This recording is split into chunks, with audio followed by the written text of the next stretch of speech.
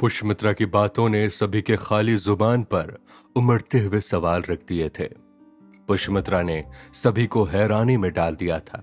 कुछ लोगों का दिमाग एक बार फिर से घूम गया था, तो वहीं कुछ लोगों का इस बात पर यकीन करना मुश्किल होता जा रहा था। सभी के मन में एक ही सवाल कौंध रहा था कि आखिर पुष्यमित्रा दो दो अनुभवी वैद्यों की बात को कैसे झुठला सकती है।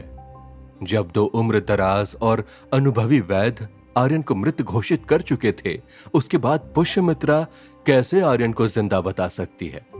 वैद्य जो अपने पूरे जीवन काल में शरीर, बीमारियों और उनके इलाजों से घिरे हुए होते हैं, उनकी बात को कोई आम व्यक्ति अगर नकार दे तो सवाल उठना जायज हो जाता है।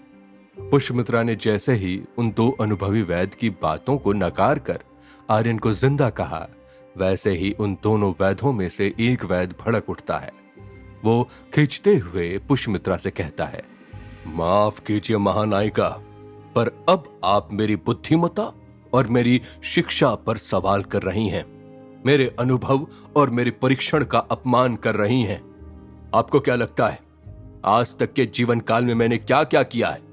आप क्या सोचती हैं कि मुझे बीमारियों को पकड़ना नहीं आता, लक्षणों को पहचानना नहीं आता, यहां तक कि एक जीवित और मृत शरीर में फर्क पहचानना भी नहीं आता? इस नाड़ियों और रगों के खेल को मैं अच्छी तरह से समझता हूं। वैद्य के इतने कटु शब्दों के बाद भी पुष्यमित्रा भड़की नहीं थी, क्योंकि वो जानती थी कोई कितना भी परीक्षण कर ले, मगर सतरंगी मणि से हुए घाव और उसके दुष्प्रभाव को उसके अलावा यहां कोई नहीं समझ सकता है। ये कुछ ऐसी बातें थी जो साम्राज्य में बहुत ही कम लोगों को मालूम थी, जैसे गुप्त आवाजाही मार्ग हो, या फिर दुधिया जादुई मोती, या फिर लकड़ी से बना वो सितारे नुमा खांचा। ये सब वो चीजें थी जो आम लोगों और आम दुनिया से छुपी हुई थी। इन चीजों के बारे में बहुत ही कम लोगों को पता था, बहुत ही कम लोगों को इसकी जानकारी थी। इसी वजह से ऐसी चीजों को उपयोग करने के तरीके, उनके ढंग, उनके प्रभाव और दुष्प्रभाव को भी बहुत ही खास और बहुत ही कम लोग जानते थे। पुष्यमित्रा उन्हीं खास और कम लोगों की गिनती में आती थी। इसीलिए पुष्यमित्रा ने जैसे ही आर्यन के शरीर की जांच की, वो तुरंत ही समझ गई कि क्या हुआ है और क्या नहीं। जहां वैद्य पुष्यमित्रा की बात सुनकर भड़क चुका था, तो वहीं पुष्यमित्रा अब भी भावहीन खड़ी हुई थी। उसके चेहरे पर गुस्से की एक बूंद तक नहीं थी। अगले ही पल वो वैद्य से कहती है, माफ कीजिए वैद्य जी, मुझे ना तो आपकी बुद्धिमत्ता और शिक्षा पर कोई शक है, और ना ही मैं शक करना चाहती हूं। ना ही मुझे आपके अनुभव और परीक्षण पर कोई संदेह है, मगर कभी कभी कुछ बीमारियां ऐसी होती हैं जिन्हें पकड़ पाना मुश्किल होता है। उसके लिए शिक्षा और अनुभव के मापदंड की जरूरत नहीं होती। मैं आपका और आपकी शिक्षा का सम्मान करती हूं, मगर साथ ही मेरी आपसे विनती है कि आप अपने इस दंभ को कुछ देर के लिए बगल हटाकर सोचिए। हम और आप कोई भी भगवान नहीं है, इसलिए ऐसा नहीं हो सकता कि हमारी कही हर बात सही हो और हमारे सारे ही परीक्षण सफल हों। हम इंसान हैं, हमसे गलतियां होती हैं और आगे भी होती रहेंगी।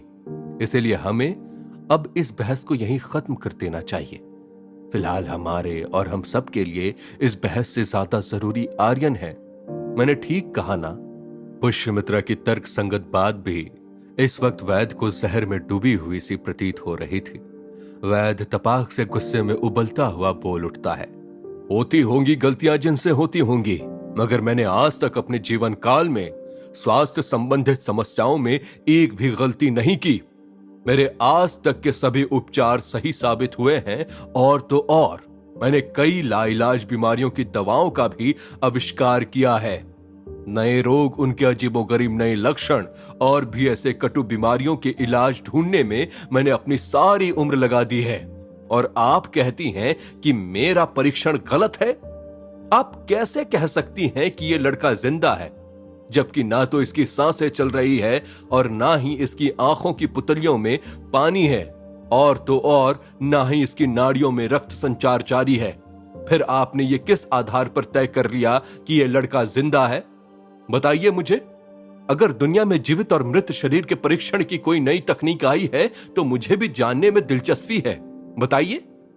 वैद्य के शब्द अंगारों में झोंकी हुई लाल मिर्च की तरह तड़क भड़क रहे थे और उन शब्दों का सीधा प्रहार पुष्यमित्रा पर कई सवाल खड़े कर रहा था।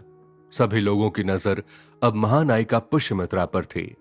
अनंत और पृथ्वी पुष्यमित्रा को सबसे ज्यादा उम्मीद भरी नजरों से देख रहे थे, क्योंकि पुष्यमित्रा ने आते ही उनकी टूटी उम्मीद को जोड़ दिया था। अब सभी जानते थे कि आखिर कैसे पुष्यमित्रा ने यह तय कर लिया कि आर्यन जिंदा है, मरा नहीं। जहां सभी की नजर जवाब की उम्मीद में पुष्यमित्रा से चिपकी हुई थी, वहीं पुष्यमित्रा एकदम चुपचाप खड़ी थी। वो चाहकर भी इस सवाल का जवाब नहीं दे सकती थी। इसका सिर्फ एकमात्र कारण यही था कि अगर पुष्यमित्रा ने अपने परीक्षण के पीछे की कहानी बता दी तो कई सारे राज उजागर हो जाएंगे, वो राज जो दुनिया से छुपे हुए थे। इसीलिए इस सवाल के साथ ही पुष्यमित्रा के होंठ सिल गए थे। सिर्फ पुष्यमित्रा ही जानती थी इसके पीछे की कहानी क्या थी और क्या है। दरअसल जब पुष्यमित्रा बाहरी सीमाओं के काम से गई हुई थी, तभी रास्ते में पुष्यमित्रा को खबर मिली कि बाहरी सीमाओं के नरेश कुछ सप्ताह के लिए व्यस्त हैं।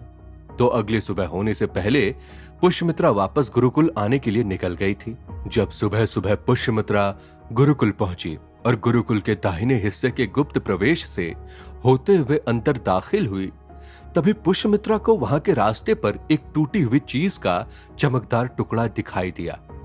उस चीज की चमक इतनी ज्यादा थी कि वो सुबह के ओस भरे धुंधले नजारे में भी जोरों शोरों से चमक रही थी।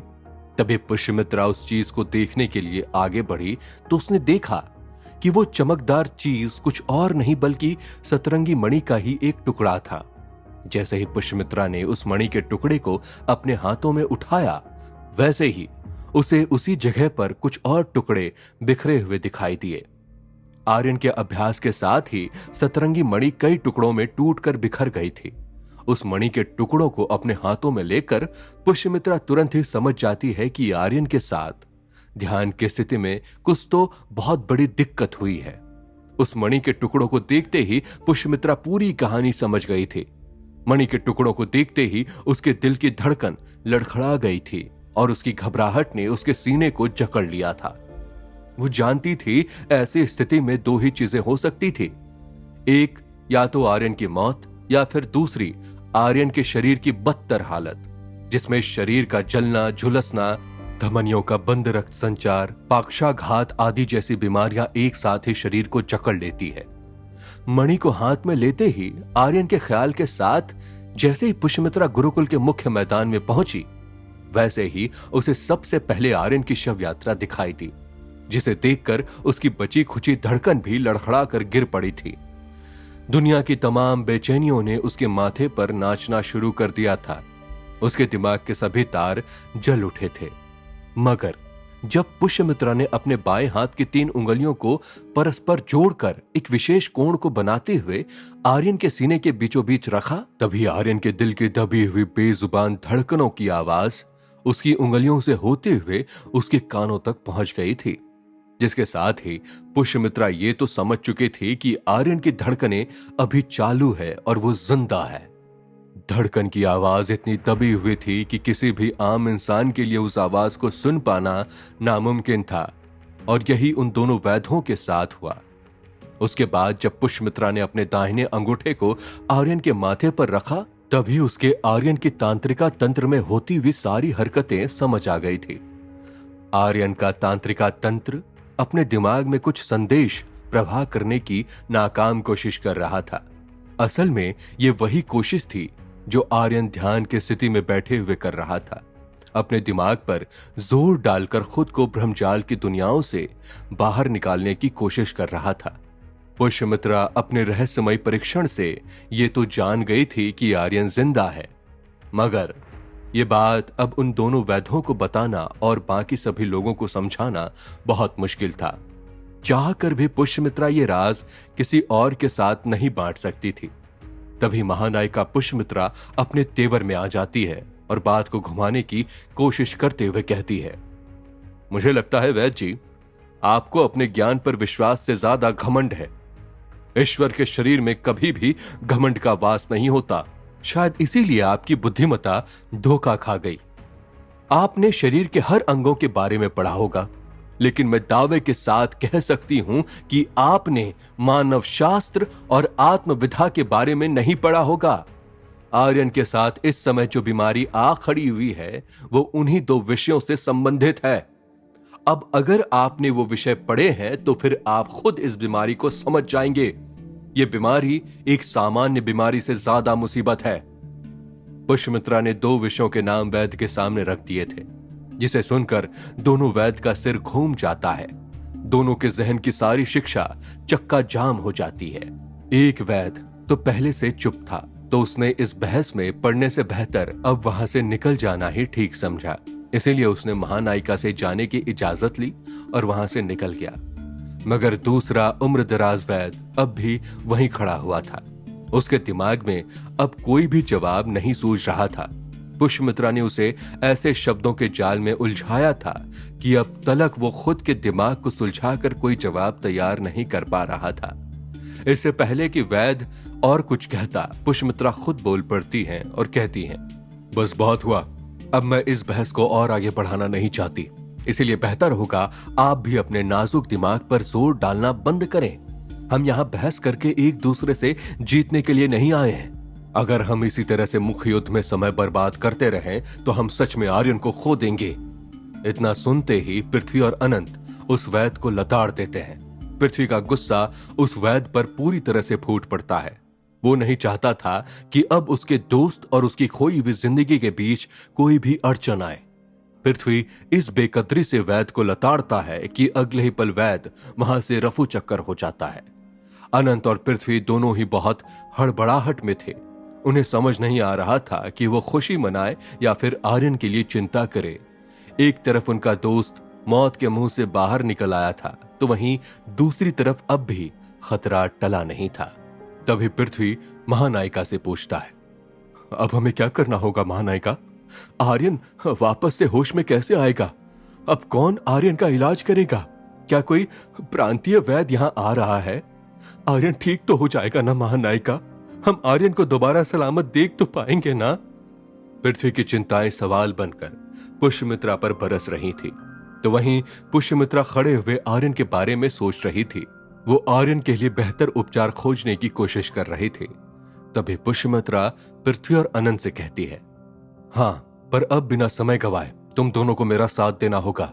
आर्यन की स्थिति अभी बहुत नाजुक है।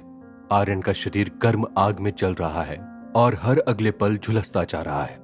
हमें सबसे पहले आर्यन के तापमान को नियंत्रित करना होगा। उसके साथ ही सब कुछ ठीक हो जाएगा, मगर उसके लिए हमें आर्यन को जल्दी से जल्दी सीमा के पार लेकर जाना होगा। सीमा के पार यहां से दूरी पर एक खास जगह है जिसका नाम बुग्याल है। अब बस बुग्याल की झील ही आर्यन को फिर से जीवित कर सकती है। उस झील का पानी ही आर्यन के तापमान, उसकी झुलसी हुई त्वचा और उसके शरीर के अंदर पनप रही ज्वलनशील ऊर्जा को खत्म कर सकता है। हमें जल्दी से जल्दी बुग्याल झील की तरफ निकलना होगा। आखिर क्या है ऐसा बुग्याल के उस झील में? क्या आर्यन की दबी हुई धड़कन मचा देगी शोर? क्या एक बार फिर से उठ खड़ा होगा आर्यन, या फिर मौत थाम लेगी आर्यन की कच्ची कलाई? जानने के लिए अभी सुनिए अगला episode action Aryan, only on pocket FM।